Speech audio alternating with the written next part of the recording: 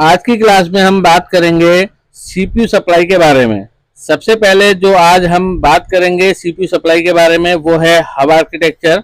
जैसे कि आपको पता होगा कि हमारे पास तीन तरह के आर्किटेक्चर आते हैं रिपेयर होने के लिए।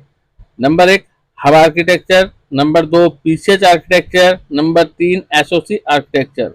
एसओसी से मतलब होता है सिस्टम ऑन चिप, और जितने भी अब लेटेस्ट लैपटॉप मदरबोर्ड आ रहे हैं वो सब एसओसी आर्किटेक्चर में है। तो इन तीनों तरह के आर्किटेक्चर में सीपीयू की सप्लाई में कुछ ना कुछ डिफरेंट होता है। उस डिफरेंट को हम यहाँ पर देखेंगे। तो सबसे पहले हम हब आर्किटेक्चर को देखते हैं कि उसमें सीपीयू की सप्लाई को किस तरीके से डिजाइन किया है कंपनी ने। तो जो आज का लैपटॉप मदरबोर्ड का स्कीमेटिक है वो है LA-3491P, और ये HP कॉम्पाल 520-530 सीरीज का लैपटॉप है। और जैसे कि हम स्कीमेटिक को देख रहे हैं तो इसको कॉम्पाल कॉन्फिडेंशियल ने डिजाइन किया है। इस लैपटॉप में जो हमारा सीपीयू लगा है वो मोबाइल योना का है, और योना का मतलब होता है कोर टू ड्यू प्रोसेसर। और पेज नंबर 2 में हम ब्लॉक डायग्राम को देख रहे हैं। इसमें हम देख सकते हैं कि यहाँ पर सीपीयू लगा है, दूसरा हमारा जीएमसीएच लगा है जिसे हम नॉर्थ ब्रिज भी कहते हैं, तीसरा हमारा आईसीएच लगा है जिसे हम साउथ ब्रिज भी कहते हैं। और जिस लैपटॉप मदरबोर्ड में नॉर्थ ब्रिज साउथ ब्रिज होता है उसे हम हब आर्किटेक्चर कहते हैं। इसे हम अपनी बेसिक क्लास में भी पढ़ चुके हैं। तो आज हम इस सीपीयू की सप्लाई के बारे में जानेंगे कि इस सीपीयू को ऑपरेट करने के लिए कौन कौन सी सप्लाई की रिक्वायरमेंट होती है। आगे देखते हैं। सीपीयू की इंफॉर्मेशन के लिए स्कीमेटिक में पेज नंबर 4, 5, 6 पेज दिए हैं। तो हम छठे पेज से देखते हैं कि सीपीयू की सप्लाई क्या क्या दी है। तो पेज नंबर 6 में यहाँ पर लिखा है प्लस वीसीसी कोर, यानी कि सीपीयू की जो रिक्वायरमेंट वोल्ट है वो है वीसीसी कोर वोल्टेज। और या इस पेज में केवल यही दिया है। तो हम पेज नंबर 5 में देखते हैं। तो यहाँ पर सीपीयू की सभी सप्लाइयों को दिखाया गया है, जैसे कि plus VCC core voltage, number 2 पे हमारा प्लस वीसीसी पी वोल्टेज, और तीसरी वोल्टेज है यहाँ पे 1.5 वोल्ट वीएस। तो हम कह सकते हैं कि हब आर्किटेक्चर के सीपीयू को तीन तरह की सप्लाई की रिक्वायरमेंट रहती है। Number 1 VCC core, number 2 VCC P, और नंबर 3 1.5 वोल्ट बनती है। तो हब आर्किटेक्चर में जब भी आप सीपीयू की सप्लाई को चेक करेंगे तो ये तीन सप्लाई को चेक करेंगे। अब इन तीन सप्लाई में भी सबसे पहले वीसीसी पी सप्लाई बनती है, फिर 1.5 वोल्ट बनती है, फिर वीसीसी कोर वोल्ट बनती है सीपीयू के लिए। इसे हम सीपीयू कोर वोल्ट भी कहते हैं। सीपीयू की main supply CPU core volt ही होती है। ये सप्लाई लैपटॉप में वीआरएम सेक्शन के द्वारा सीपीयू के लिए बनाई जाती है। इस सप्लाई को हम स्कीमेटिक में वीसीसी कोर वोल्ट के नाम से भी जानते हैं। जो सीपीयू की सेकंड सप्लाई है वीसीसी पी, इसे हम चिपसेट सप्लाई भी कहते हैं। ये वीसीसी पी सप्लाई सीपीयू के साथ साथ नॉर्थ ब्रिज यानी कि जीएमसीएच के लिए जाती है। जीएमसीएच को हम ग्राफिक मेमोरी कंट्रोलर हब कहते हैं, और ये सप्लाई जीएमसीएच में ग्राफिक चिप के लिए जाती है। इसीलिए इस वीसीसी पी सप्लाई को हम चिपसेट सप्लाई भी कहते हैं। अगर आपको पता करना है कि सीपीयू की कोर वोल्ट कौन सी है तो आपको सीपीयू के पास हमेशा 2 से 3 कॉइल मिलेंगी। ये सीपीयू की कोर वोल्ट की कॉइल होती हैं। और सेकंड जो हमारी सीपीयू की सप्लाई है वीसीसी पी, इसकी कॉइल का इम्पीडेंस हमेशा लो होता है, यानी कि जो वीसीसी पी की कॉइल है उसको ग्राउंड से चेक करेंगे तो ये हमेशा बीप के साथ वैल्यू देगी। तो बीप का मतलब शॉर्ट नहीं होता। नॉर्मली इस कॉइल का जो इम्पीडेंस होता है बीप के साथ वो 20 या 23 के आसपास होता है। अगर ये इम्पीडेंस मिलता है तो ये ओके कंडीशन में है। अगर बीप के साथ 0 इम्पीडेंस या वैल्यू मिलता है तो इस लाइन में शॉर्टिंग मानी जाएगी। तो यहाँ पर हब आर्किटेक्चर के अंदर सीपीयू को तीन तरह की सप्लाई मिलती है। Number 1 VCC core voltage, number 2 VCC P, और नंबर 3 1.5 वोल्ट वीएस वोल्ट मिलती है सीपीयू को। तो जब कभी लैपटॉप मदरबोर्ड में नो डिस्प्ले का फॉल्ट आता है हब आर्किटेक्चर के लैपटॉप मदरबोर्ड में, तो हमें सीपीयू की तीन सप्लाइयों को चेक करना होता है कि ये तीन की तीन सप्लाई बन रही है कि नहीं बन रही है। तो सबसे पहले वीसीसीपी सप्लाई को चेक करना होता है। अगर वीसीसीपी सप्लाई नहीं बनेगी सीपीयू पे तो सीपीयू की कोर वोल्ट भी नहीं बनेगी। इसका रीजन ये होता है कि सीपीयू को जब वीसीसीपी सप्लाई मिलेगी तभी वो अपनी वीआईडी सिग्नल को जनरेट करेगा। जैसे कि हम यहाँ पे स्कीमेटिक में देख सकते हैं कि सीपीयू को जैसे ही वीसीसीपी सप्लाई मिलती है वैसे ही सीपीयू इन वीआईडी पिन से सिग्नल को जनरेट करेगा और इस वीआईडी पिन की इंफॉर्मेशन वीआरएम चिप को जाती है, जिससे वीआरएम चिप को या फिर वीआरएम आईसी को ये पता चलता है कि सीपीयू को कितनी कोर वोल्ट की रिक्वायरमेंट है। कोर वोल्ट से मतलब होता है वीसीसी कोर वोल्टेज, यानी कि सीपीयू की जो मेन सप्लाई है कोर वोल्ट, वो हमारे वीआरएम चिप को पता चलता है। तो ये वीआईडी सिग्नल सीपीयू के द्वारा तब तक नहीं बनेंगे जब तक सीपीयू को वीसीसीपी सप्लाई नहीं मिलेगी। इसीलिए सबसे पहले सीपीयू पर हम वीसीसीपी सप्लाई को चेक करेंगे।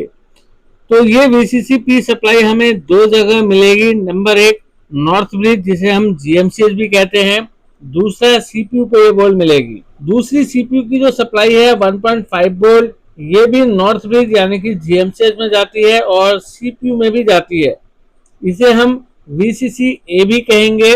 और जैसे हम यहाँ पे देख रहे हैं सीपीयू की जो मेन सप्लाई है कोर वोल्ट होती है, तो हम इन सप्लाई को वन बाय वन देखेंगे कि किस तरीके से इन सप्लाई का सर्किट कंपनी ने डिजाइन किया है।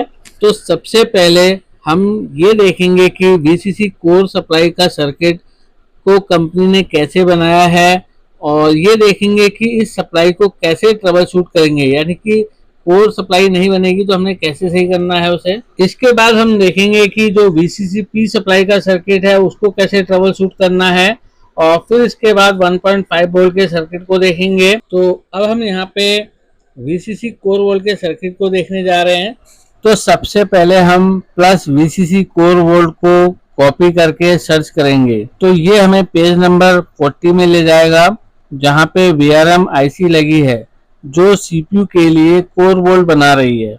इस आईसी का मदरबोर्ड पे लोकेशन है PU13 और आईसी का जो नंबर है मैक्स 8770G है। ये आईसी ड्यूल फेस की है। इसमें एक कॉइल PL17 है तथा दूसरी कॉइल PL18 है। इन दोनों फेस में एक मेन मॉसफेट तथा दो सपोर्टिंग मॉसफेट लगे हैं और मेन मॉसफेट के ड्रेन में सीपीयू B+ आ रही है, यानी कि अडेप्टर मोड में 19 वोल्ट आएगा और बैटरी मोड में 12 वोल्ट के करीब यहाँ पे आएगा, यानी कि मेन मॉसफेट के ड्रेन पे। तो अडेप्टर मोड में हम हमेशा मेन मॉसफेट के ड्रेन पे 19 वोल्ट को चेक करते हैं। तो जब भी वीआरएम सेक्शन को हम ट्रबल शूट करते हैं, यानी जब लैपटॉप में नो डिस्प्ले का फॉल्ट हो तो नो डिस्प्ले के फॉल्ट में सीपीयू की सारी सप्लाई को चेक करते हैं। तो इस कंडीशन में हम वीसीसी कोर सप्लाई को इन दोनों फेस यानी कि जो हमारी बूस्ट कॉइल है PL17 PL18 पे चेक करेंगे। यहाँ पर 0.98 वोल्ट से 1.2 वोल्ट 1.3 वोल्ट के आसपास वोल्टेज आती है सीपीयू कोर वोल्टेज। और सीपीयू पे कितनी सप्लाई होगी ये सीपीयू खुद ही बताएगा, क्योंकि सीपीयू की जो कोर वोल्ट है वो फिक्स नहीं है, वो सीपीयू के हिसाब से कम या ज्यादा हो सकती है। यानी सीपीयू को कितनी सप्लाई चाहिए ये सीपीयू खुद वीआरएम आईसी को बताता है वीआईडी सिग्नल के द्वारा। तो अब सवाल ये बनता है कि जब सीपीयू को कोर वोल्ट वीआईडी सिग्नल मिलने के बाद बनाना है तो सीपीयू ये वीआईडी सिग्नल को कैसे जनरेट करता है।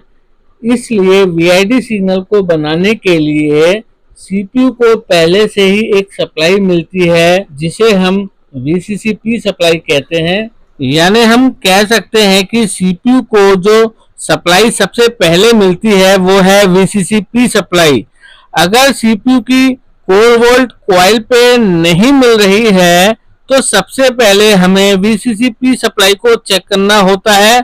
अगर वीसीसीपी सप्लाई ओके है तो वीआरएम चिप को या वीआरएम सेक्शन को हमने चेक करना होता है। अगर सीपीयू की कोर वोल्ट इन कॉइल पे यानी कि PL17 PL18 पे नहीं बन रही है तो सबसे पहले CPU को बदल कर चेक करेंगे।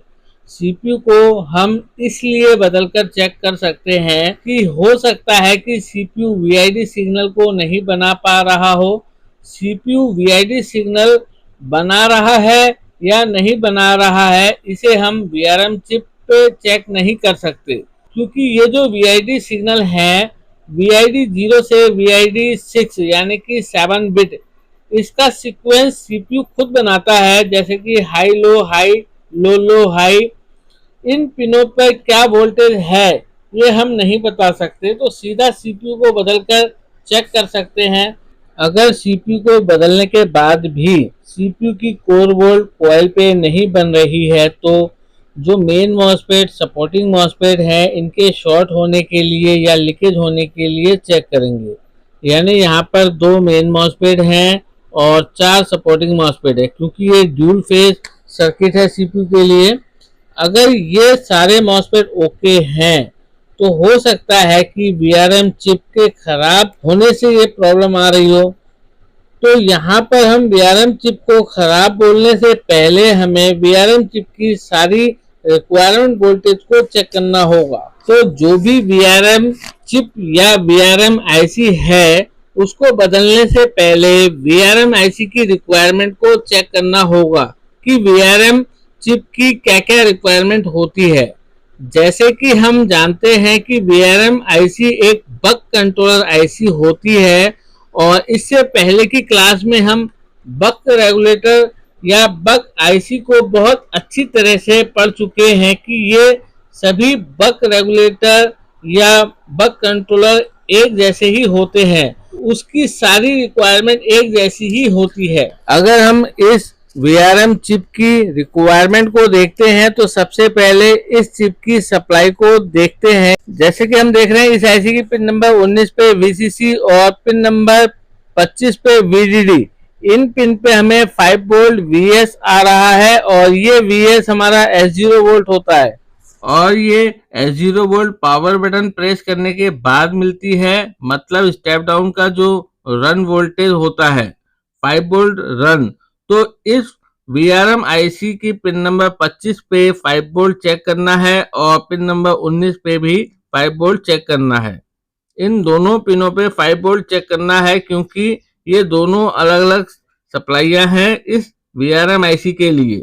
इस IC में 5 वोल्ट पिन नंबर 25 में सीधे आ रही है VDD के नाम से, जबकि वही 5 वोल्ट इस IC की पिन नंबर 19 में एक 10 ओम रजिस्टर के द्वारा आ रही है और ये VCC के नाम से इस IC में है और रजिस्टर का जो बोर्ड पे लोकेशन है PR181 है और ये दोनों सप्लाई अलग अलग हैं VCC और VDD, क्योंकि एक सप्लाई इस IC के लिए वर्किंग वोल्ट है और दूसरी सप्लाई इस VRM IC के साथ लगे मेन मॉसफेट और सपोर्टिंग मॉसफेट के जो हाई ड्राइव और लो ड्राइव हैं उनके लिए है।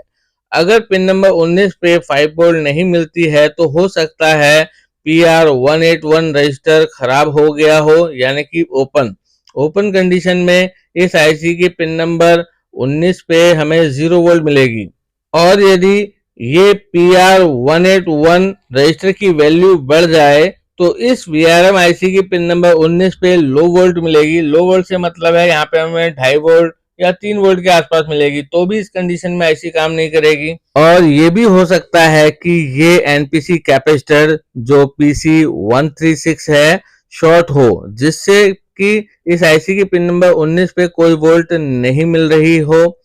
तो इस NPC को रिमूव करने से हमारी प्रॉब्लम ओके हो जाएगी। तो पहले स्टेप में इस VRM IC की पिन नंबर 19 VCC तथा पिन नंबर 25 VDD की पिन पे 5 वोल्ट को चेक करें। दूसरी सप्लाई इस IC की पिन नंबर 8 पे चेक करना है। इस पिन का नाम T ऑन होता है। T ऑन से मतलब टाइम ऑन होता है। इस T ऑन पिन पे 19 वोल्ट आ रही है PR182 रजिस्टर के द्वारा। ये 200 किलो ओम का रजिस्टर है। अगर इस VRM IC के पिन नंबर 8 पे 19 वोल्ट नहीं आ रही है तो PR182 रजिस्टर को चेक करें, यानी कि इस VRM IC की पिन नंबर 25 पे VDD को चेक करना है 5 वोल्ट, और दूसरा चेक करना है पिन नंबर 19 पे VCC 5 वोल्ट, और तीसरे नंबर पे पिन नंबर 8 पे T-on पे 19 वोल्ट को चेक करना है।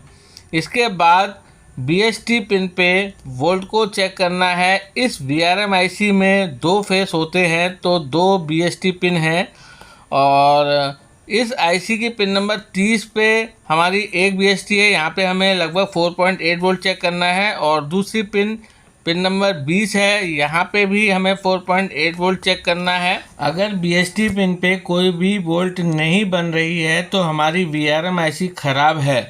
इस VRM IC को बदलने से हमारी प्रॉब्लम ओके हो जाएगी। और यदि इन दोनों BST पिन पे 4.8 वोल्ट के आसपास मिल रहा है तो इसके बाद इस VRM IC की इनेबलिंग पिन की सप्लाई को चेक करना होता है। इस IC की पिन नंबर 38 पे SHDN लिखा है, यही इस IC की इनेबलिंग पिन है। तो इस पिन पे PGND के नाम से 3.3 वोल्ट आ रहा है PR211 रजिस्टर के द्वारा, जो कि 0 ओम का फ्यूजेबल रजिस्टर है। अगर ये ओपन हो जाए तो इस IC की इनेबलिंग जो कि SHDN है उसको 3.3 वोल्ट नहीं मिलेगा, जिससे कि हमारी IC ऑन नहीं होगी और हमारी कोर वोल्ट नहीं बनेगी। तो इस कंडीशन में जो PR211 रजिस्टर है 0 ओम का, उसको जंपर लगा के हम ओके कर सकते हैं। तो अब बात आती है कि VRM IC की इनेबलिंग पिन को कैसे पहचानें। तो इस पिन का नाम कहीं पे SHDN लिखा होता है, तो कहीं पे VREN लिखा होता है, तो कहीं पे VR ऑन लिखा होता है, और कहीं पे IMVP लिखा होता है, या EN भी लिखा हो सकता है। अलग अलग स्कीमेटिक के बाइंडर जो हैं अपने डायग्राम में अलग अलग नाम को यूज़ करते हैं, तो आपने इन सबको नोट करके रखना है। इससे आप आसानी से पहचान जाएंगे कि इनेबलिंग पिन कौन सी है हमारी। तो आप यहाँ पर चेक करेंगे तो SHDN पिन पे 3.3 वोल्ट आएगी।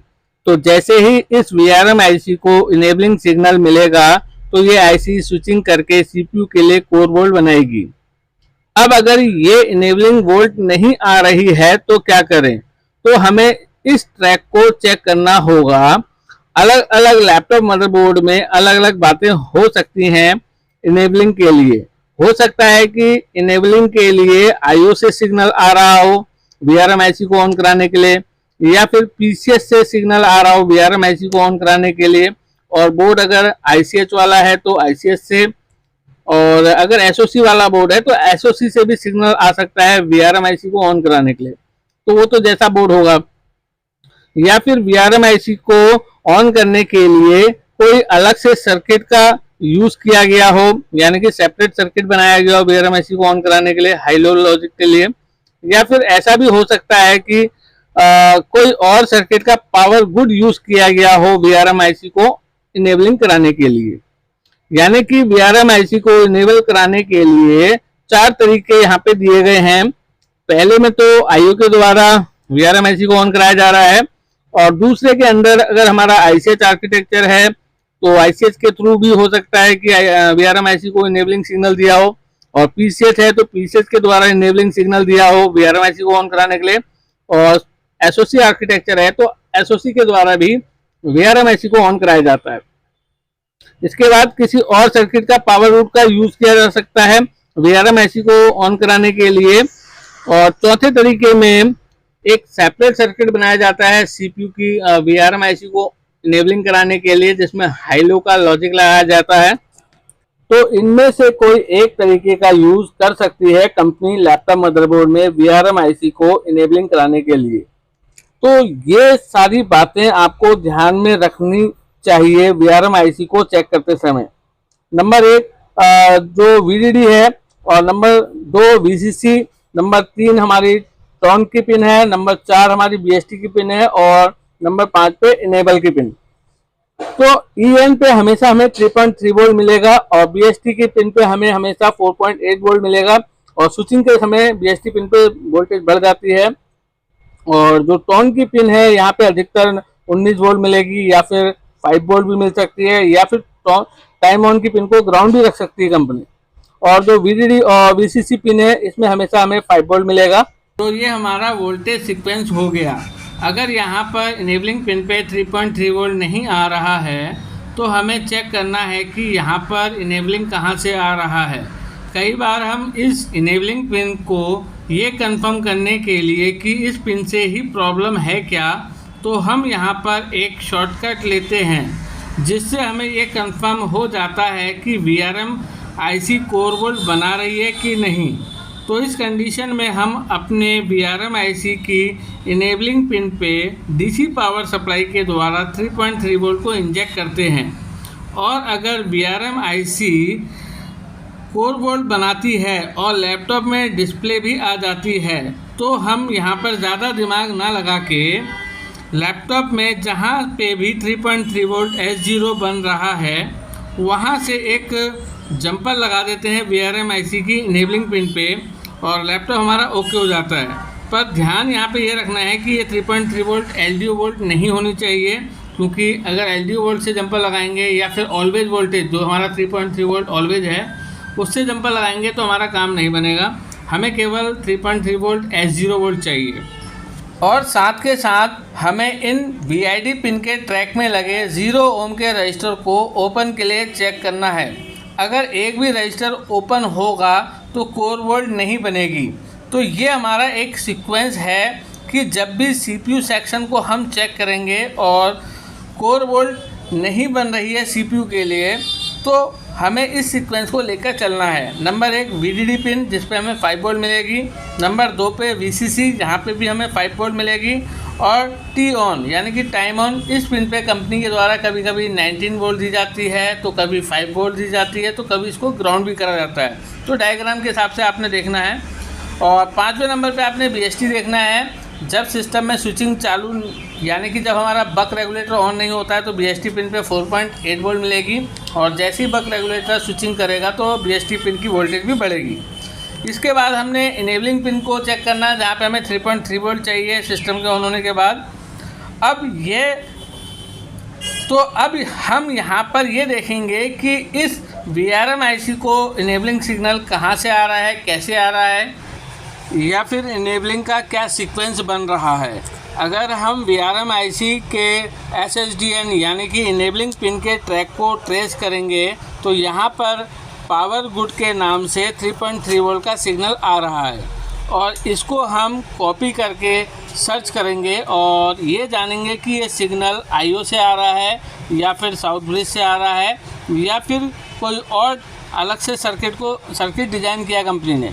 तो इसको सर्च करने पर ये सबसे पहले हमें IO के पेज पे ले जाता है, पेज नंबर 30 पे। यहाँ पर आप देखेंगे IO लगी है KBC 1070। इसकी पिन नंबर 78 पर ये सिग्नल IO से आउट नहीं हो रहा है बल्कि IO में इन हो रहा है। तो इसका मतलब है कि ये पावर गुड का जो सिग्नल है वो कहीं और से आ रहा है। तो इसको हम आगे सर्च करते हैं कि ये कहाँ से आ रहा है हमारा ये पावर गुड का सिग्नल। आगे सर्च करते हैं तो ये पेज नंबर 33 में एक और सर्किट लगा हुआ है। यहाँ पर एक 3 पिन Q29 मॉसफेट के ड्रेन पे 3.3 वोल्ट R402 रजिस्टर जो 470 ओम के द्वारा पुलअप किया गया है और इस Q29 मॉसफेट का जो सोर्स है उसको ग्राउंड करके रखा गया है और इस मॉसफेट के गेट को SLP S3 के नाम से 3.3 वोल्ट LDO आ रहा है जो कि स्टेप डाउन सर्किट से आता है।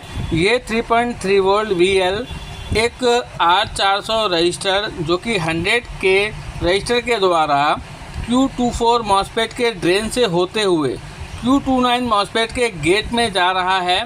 तो होता क्या है, जब हम लैपटॉप में अडेप्टर को लगाते हैं तो ये LDO 3.3 वोल्ट Q24 मॉसफेट के ड्रेन से होते हुए Q29 मॉसफेट के गेट में जाती है जिससे Q29 मॉसफेट ऑन मोड में रहता है। इस Q29 मॉसफेट के ऑन होने से इस मॉसफेट का जो ड्रेन है जहाँ पे 3.3 वोल्ट आ रहा था वो ग्राउंड हो जाएगा जिससे इसका ट्रैक जो VRM IC का इनेबलिंग यानी कि SSDN पिन है वो ग्राउंड हो जाएगा यानी कि लो रहेगा। अगर हम स्टेज की बात करें तो ये स्टेज लैपटॉप की S5 स्टेज कहलाती है, क्योंकि जैसे ही हम लैपटॉप में अडेप्टर लगाएंगे तो लैपटॉप में LDO बोल्ट बनेगी और step down section switching bolt 3.3 volt और 5 वोल्ट भी बनाएगी। तो ये LDO बोल्ट क्या काम करेगी, जो VRM IC की जो इनेबलिंग पिन है उसको लो करके रखेगी। लेकिन जैसे ही हम अपने लैपटॉप में पावर बटन को दबाते हैं तो लैपटॉप में S3 और S0 स्टेज भी बनेंगी। तो होगा क्या कि जो हमारा साउथ ब्रिज के द्वारा SLP S3 hash signal 3.3 volt के रूप में Q24 मॉसफेट के गेट को मिलेगी, और जैसे ही Q24 मॉसफेट के गेट को 3.3 वोल्ट मिलेगी तो ये ऑन मोड में आ जाएगा। जिससे होगा क्या कि जो इस मॉसफेट के ड्रेन पे 3.3 वोल्ट LDO आ रहा था वो ग्राउंड हो जाएगा, और ये पूरा ट्रैक जब ग्राउंड हो जाएगा तो Q29 मॉसफेट का जो गेट था वो लो हो जाएगा, क्योंकि यहाँ पे अब 0 वोल्ट आएगी। तो अब Q29 मॉसफेट ऑफ मोड में आ जाएगा, जिससे होगा क्या कि स्टेप डाउन सेक्शन के जिससे होगा क्या कि +3 VS वोल्ट हमारे VRMIC की इनेबलिंग पिन को मिलेगी, जिससे हमारी VRMIC स्विचिंग करके CPU के लिए कोर बोर्ड बनाएगी। तो आपने देखा इस स्कीमेटिक के अंदर VRM IC के लिए जो इनेबलिंग पिन है यानी कि SHDN पिन, उसके सर्किट के लिए उसको इनेबल कराने के लिए थोड़ा सा सर्किट दिया हुआ है जो कि थोड़ा सा डिफिकल्ट है। और लैपटॉप मदरबोर्ड में जो हमारा VRM का जो इनेबलिंग पिन है VR ऑन सिग्नल के नाम से भी आता है, जो IO से आता है या फिर हमारा साउथ ब्रिज से आता है या फिर किसी IC का पावर बोर्ड, तो वो थोड़ा इजी रहता है। यहाँ पे थोड़ा सा डिफिकल्ट है।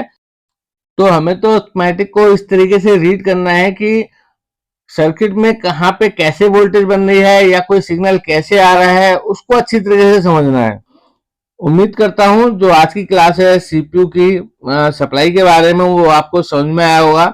जैसे कि जो हमारा हब आर्किटेक्चर का लैपटॉप मदरबोर्ड था उसके अंदर CPU के लिए 3 सप्लाइयां बनती हैं। CPU के लिए जो सबसे पहले सप्लाई बनती है वो है आपकी VCC-P और 1.5 वोल्ट, और लास्ट में CPU के लिए VCC कोर सप्लाई बनती है। तो ये सब चीजें आपने इस वीडियो के अंदर देखी। नेक्स्ट वीडियो में हम CPU के बारे में और भी देखेंगे। पूरा वीडियो देखने के लिए थैंक यू, धन्यवाद।